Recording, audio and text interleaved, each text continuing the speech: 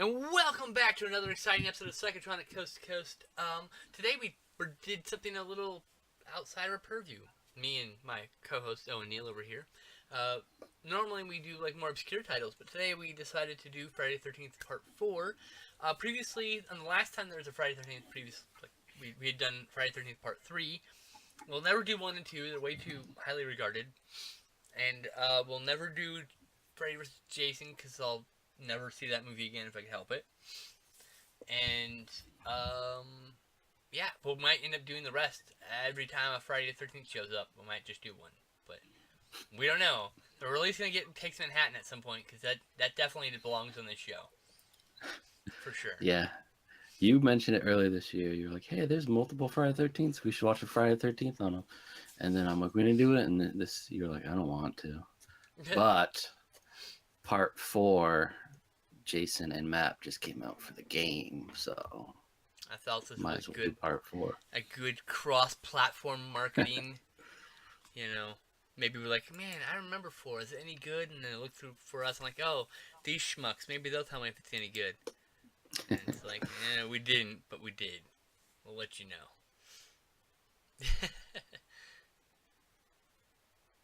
But yeah, I watched it on Blu-ray. I watched metal set. I watched it in this DVD set. This actually came with the clear plastic thing, with a Jason mask and everything. But I have oh, it's actually still on my computer. Hold on.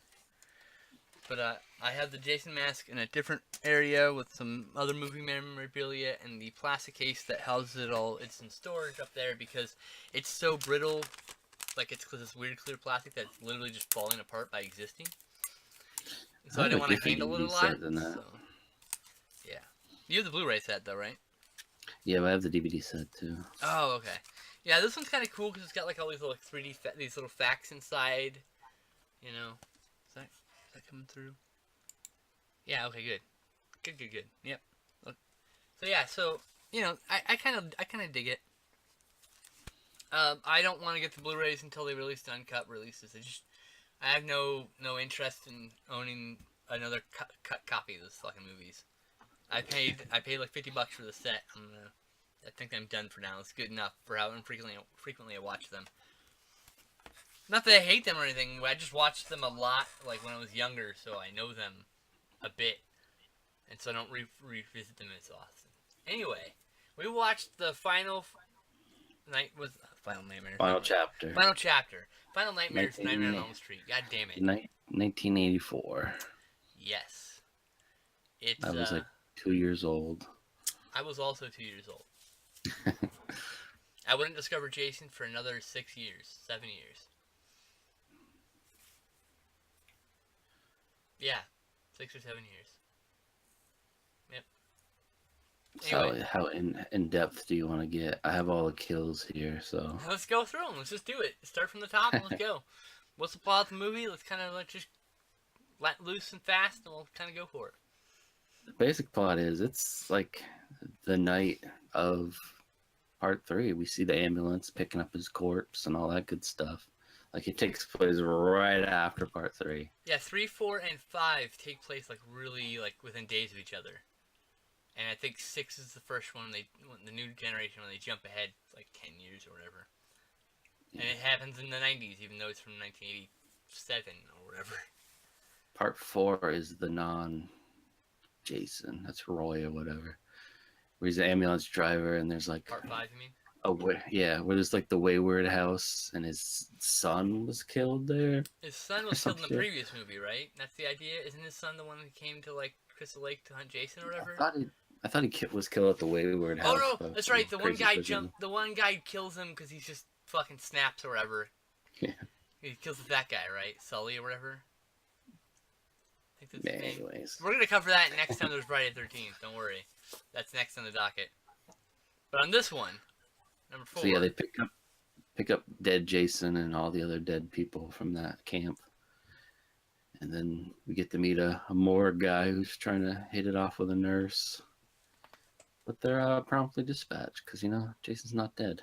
Of course not, but not for some false scares and some pranks by some characters. Makes a sense of like whatever. Okay, when is he showing up? And he shows up finally. You're like, all right. Yeah. And the coroner gets saws his throat and then spins his head around backwards. Dude, the sawing part's pretty rad. It's pretty fucking violent, like the way it like comes across his neck. Now, this is of course cut, so we didn't get to see an even more violent version of it. Because this is by Joseph Zito. He did The Prowler, and The Prowler is known for its gore. We're gonna do that on the show also. In fact, this might end up being coupled with The Prowler because it's a Joseph Zito film. It'd be a good thing to couple with it.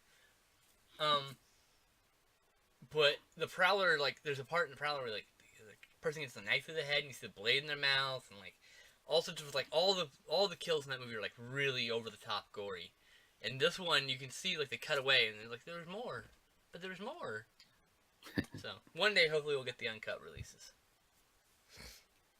I don't think there's special features either. They're not even on the disc. I don't think they might be. I could be wrong. If someone knows otherwise, feel free to mention that chat. Anyway. And then, of course, the nurse is quickly dispatched. She says she gets gutted by a scalpel, but you just really kind of get stabbed in the gut and lifted up. And she's lifted up, and he takes a knife and cuts her open. I'm sure it's more graphic than the uncut version. That's the thing you'll hear me say for every single one of these kills. Actually, some of them I'm sure. There's one guy who gets killed off screen. That guy probably just got killed off screen, to be fair. Anyway. And then we're introduced to the Jarvis family. And then right next door is another house where some partying 20 or something year olds come to do their nude skinny dipping and smoking the marijuana. I like drinking the brewskis. They know how to have fun with the marijuana. And of course, it's the best part of the movie. You get the dance. Oh my God, Crispin Glover's dance is legendary. There are GIFs on the internet. If you type in Friday the 13th into Giphy, you'll find this dance. It's heart-stopping. It's tremendous. It's awful. It's everything all wrapped into one, and you should learn it. As well as Corey Feldman's excited to see a naked girl's back, like jumping around on the bed, all weird. I didn't even think about that till now. Like that scene always makes me laugh, but he doesn't even. You don't even see her boobs. No, he's never. He doesn't see a lot. He's like 12. This is like his first human flesh outside of like arms and legs, so he's getting excited. And since he doesn't know his pipes aren't working properly, he's just getting all riled up and like pent up with energy because he has no way of getting rid of it because he didn't know what the fuck he's doing, right? Puberty's looming like Jason is in the darkness, waiting for him to like look down his guard. Oh, that's great. Hey, you want up, kitty? Go ahead. Go. There you go. And then the mom comes in and shuts the blinds. It's like, oh, you little pervert, you. Yeah. Like, God damn it. But before they even arrive to the house, they blow off a hippie hitchhiker who sits down and eats a banana and gets stabbed in the neck. Poor lady. She just wanted some hugs in the ride. That's just, They could have saved her life, you realize that. They weren't selfish twats. Well, if they would have drove her to their house and then she would have kept walking, then yes. But if she would have stayed at the house, she would have been dead. So maybe. She may have gotten away like, oh, someone died and I'm fucking out of here. And she's gone.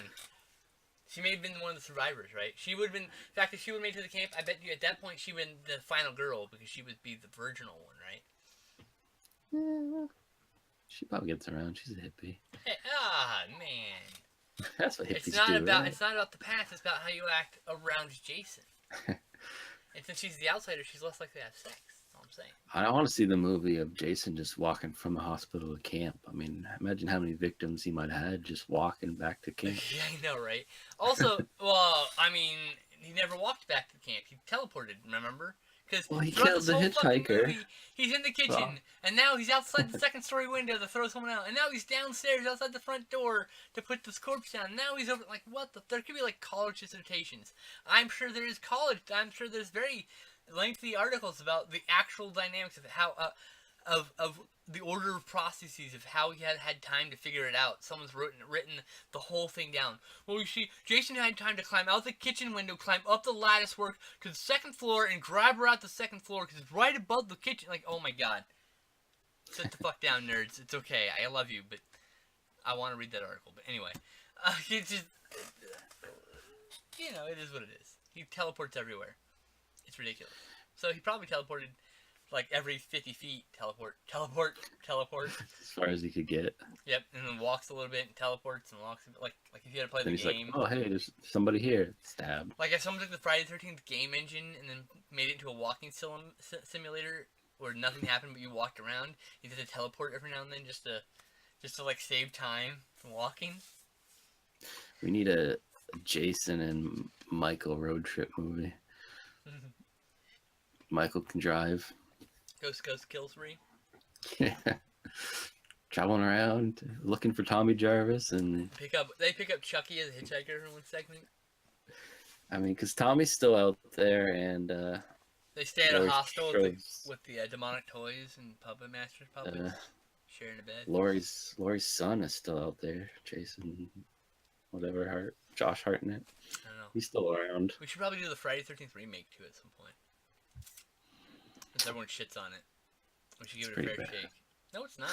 I think it's a really great homage to all the early kills, while being its own, like, essentially it could be a sequel to the original series. But we'll get to that. I'm saying that's why I think we should do it, because we could have some interesting discussions. So basically, you just have a lot of nudity, sex, and partying. Yeah, it's pretty. To be honestly, as someone who watches lots of film, it's really uninteresting for a good chunk of this movie. It's really hard to hold your attention. It's a great movie to like do something while it's playing, right? You're like, oh hey. And then it kicks off. To be fair, there was a fair amount of male ass nudity. One butt. Oh, was there only one? I thought there was two. Didn't the other guy in the shower also? Oh yeah, that's true. Did we see his butt? Wasn't it her butt pressed against glass? I think both of them got their butt pressed against the glass, didn't it?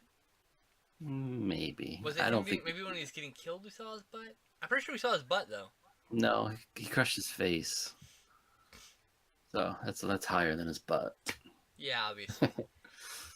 It might have been his butt. I didn't really pay that close attention. There's at least one male butt, so there's small balance. But there is a lot of sexist like cameras pointed at people's butts while they're walking, like female butts, just like for no reason.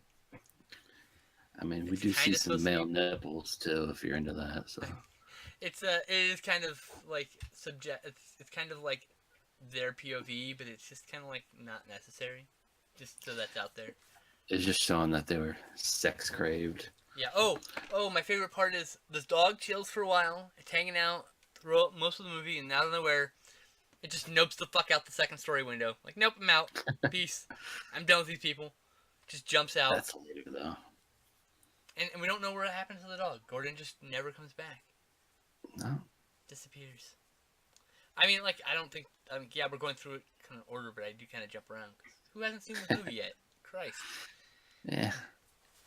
Let's just start going through the kills now that it's kicked off finally. Yeah. You get girl, gets topless or naked, swims, getting a random raft. She gets macheted. It says machete on here, so I'll go with that. It looks like a machete tip. It really does. But it's really brief. It could be the harpoon that he's been shoving through a bunch of people, but I think it's machete, which he's also been shoving through people. And then the boyfriend who decides, no, I'm not going to cheat on her with this girl that's ready to go, goes up, meet her, and then he gets speared through his groin. Man. Which lifts him somehow. He gets speared right in the dick so fucking hard, he lifts her off the ground. It's pretty brutal. And you can see the freaking wires coming out of his shorts. Yeah, it's pretty noticeable. Even on the DVD you can see him. It's not as noticeable, but it's there. That's the way it goes, man. They didn't have CGI to erase these things. And then one apparently wasn't paying attention to. Someone got pitchforked in the back and forced through and pinned to a window blind. Yeah, I think we were discussing that we thought it was a harpoon, but I think it was a pitchfork actually. And then I like this because even I don't remember this. So Mrs. Jarvis goes out looking for the dog in the rain. You never see her again. On here it just says killed. Oh yeah, you never see her. You never see the dog. The dog randomly shows up later and then jumps out the window. But yeah, she's out looking for the dog, and then the kids are like, "Where's Mom? She doesn't jog this long in the rain." And then they go out looking for her. Yep, that's right. She's never seen again, is she? She just like, this is my chance to leave these fucking kids behind. I'm out. Peace out, Jason. Take care of them. Oh, that's great. She just And then really just drove there to leave the kids there for Jason to kill, so she didn't have to deal with it. then you get the old dancing fool, gets a corkscrew in the hand, and then a cleaver in his face. And then Jason teleports upstairs outside the second story window to throw one of the ladies out the fucking window for just what the fuck? Literally Yeah, the next so scene. It's literally the next scene. It's like I seconds just love later. when she lands on the car, and then all the windows explode out, like an explosive went off. I could see like the side windows would shatter probably. It But was, it was like not the clearly front. like The front definitely wouldn't have shattered like that. That was all ridiculousness. fucking explosive went off in the car. It was I just all assumed Jason cinematic Priest flair. set that up. He Yeah. killed that guy, ran out, and put an explosive in the car. Just put an airbag so it pops when she lands on top of it. Sound wave breaks all the windows. And then this whole time, the fucking guy's so high watching old stag films. He doesn't hear any of this. Even the guy in the Old nudie kitchen cuties and screaming. stags, yeah. Well, I think a lot of them were nudie cuties too, but yeah. And Just he old gets adult films. a knife in the back of the head through the screen. And then no one even remembers that he's there as they're running around the house. He should have been in the chair, but he's not there anymore. And they're like, Nah. And then Jason poses him. And then we found out what happened. So what I'm saying, like, two people come to the living room and don't notice that he's not there anymore, and don't say anything. They look around, but like he's not there. So why didn't someone say something? Poor bastard. He's not that important. Then you get the old shower head crush. Yep. Where Girl I think finds him, in the runs away. struggle we see some butt, or right before the struggle maybe. Her. She finds her man dead. She runs. By the way, flying through the door. She's in the shower, and she grabs a towel while still in the shower and puts it on. The shower running, by the way. And I get when you put it still in the shower because you don't want to drip and you get whatever. But you don't leave the fucking shower on, spraying water all over you off the back of your person in front of you. It doesn't just stop with him. It goes places, you know. I assume the guy was stopping it with his back. Yeah, but if you've ever been in a shower with somebody, that doesn't really stop the water that well. Just kind of a little bit. It baits it. Don't judge her shower preferences. And then she just puts the towel on, kisses him, like in the shower for like 2 fucking minutes with the towel on, while the water's at full blast. And then we get the great scene of the daughter Jarvis in the house finding the guy pinned on the wall, which we argued about, but I was correct. Railroad spike to the wall. Yeah, I thought it was a knife because it looked like a knife handle. But then we saw the She guy runs to the front door, opens it, body, runs the other way. instead of over the finds body. guy, Then she like, finds living room no. guy crucifixed onto the wall. with railroad spikes. Just around when I went, oh yeah, you're probably right. It probably was railroad because I saw those and it looked exactly the same, and I was like, okay, we saw that cut longer than the other cut, but like the one with him up against the wall with one spike, it was a very short cut. So I was like, it looks like kind of a knife handle, but nope, that's just the back of the railroad spike. So, yeah. And then she climbs out the window. She jumps out the window. Did she try climbing out the window and then she he was breaks there it. and then ran upstairs? She breaks it, climbs out the window, runs away, right? And she meets up with that guy at some point. Roy, not Roy. What's his name? Rob. Rob. And then he hears a noise in the basement, wherever it goes down to the basement. And then she watches him get hacked to death with a garden claw. Yeah, As he he does keeps nothing. saying, "Run, please, for the God." Fucking He's killing run. me, he even says, which is like the dumbest line. They should have cut that And out. then she comes back downstairs to guess save him, but he's fully dead by this point. Yeah, and like, what the fuck are you doing? And then she runs away. That's where she runs upstairs. Runs right? upstairs and jumps out the fucking window, Texas Chainsaw Massacre style. Which, I mean, hey, that Although shit at happens. some point she goes back in the house and fucking jumps over the body that she wouldn't before. That's right. That's when she ran back. Yeah. God. I don't know. You want to jump, going out, but join in, we'll jump over the body. No problem. Fucking hell. And then she goes to get her brother, good old Tommy, who's just upstairs fucking making himself look like young Jason. Even though she 'cause I told don't him know. to run away. Maybe in one of those newspaper clippings, it's like, one girl escaped by wearing his mom's sweater. So He's he like, decides to make himself look like Jason so he can try to trick Jason, I guess. But it doesn't make any damn sense. No. Because wouldn't Jason be like, you're not fucking deformed. You just have a bad haircut. You look nothing like me, you little shit. But it's enough of a distraction for the sister to smack the mask off and then drop the machete. Like, well, I'm done. She smacks the mask off, and like he's flailing at her or whatever, Yeah. and knocks the machete free, and then And Tommy smacks him in the face. and he's trying to kill her by strangling her or whatever, and then Tommy smacks him in the face with it, and he falls. I still love when he slides down it with He the falls one to the can't floor. glide, fucking wiggling And he around. slowly slides down the fucking blade, which is like the coolest fucking moment in the movie. And then he wiggles his fingers, so then Tommy goes crazy and hacks the shit out of him. I said I probably wouldn't have stopped hacking him. I would have kept whacking him with it until his head came off, and then he can't really stand up without a head, right? So. And then in the hospital, she's worried about Tommy. The doctor's like, nah, he'll be fine. That's a perfectly reasonable thing to do. Yeah, when someone it tries is. to When kill you're, you. yeah, that's a primal reaction, right? That's like it's a full animalistic reaction. But then she hugs her brother, and it zooms in on his face, and his eyes get all crazy. Is he He'll be the next killer. Ooh, No, could be. he's just an insane fuck in the other ones. Who even brings him back from the dead. Yes. Part 6, whichever one is Jason Lives. Yeah, I don't remember. I think 6. Yeah. He's like, Maybe in 7 actually. Shit. what is that one? He escapes or he leaves a mental institution with his insane friend. And they dig him up and start just stabbing him with a fucking post. And then lightning strikes it, and he just leaves his friend to die. Good job, Tommy. Runs the fuck away. Reanimated Jason goes crazy. And then he tries to warn him, and then for some reason someone digs him up, and then it's just a dead friend in the coffin. It's like, oh shit, he is back. Dun, dun, dun. But we'll be doing that movie job. at some point too. Good job, Tommy. You dumb shit. Assuming this podcast still exists, we'll have multiple Friday the 13th in the next couple of years, so we're alright. We'll get through the whole series eventually. And then we'll have to pick some knockoffs like Bloody Murder and Bloody Murder 2. And Friday the 13th, Friday 14th, Saturday 14th, and Saturday 14th Strikes Back. We gotta go do those. They're terrible. Been kind of putting it off. They're like parody type things.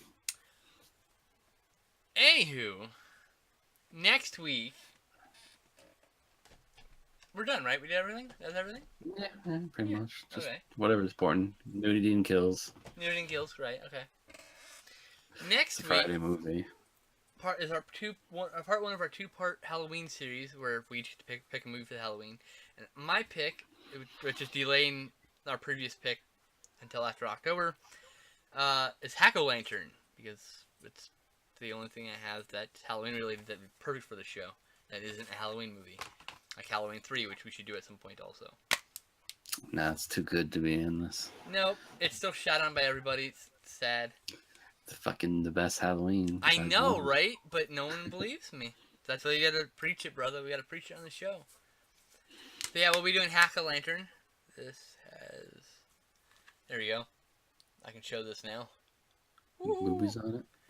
It's a bit risque. I wouldn't want to risk it with YouTube. I'm already gonna get fucking flagged. Which is why we're broadcasting on Twitch, because I gotta try to help get more subscribers here on Twitch. You know, by doing things on Twitch. Anyway, that'll do it for this week. This episode of Psychotronic Coast to Coast. We'll see you next time for Hack-O-Lantern. Take it easy, guys. Peace.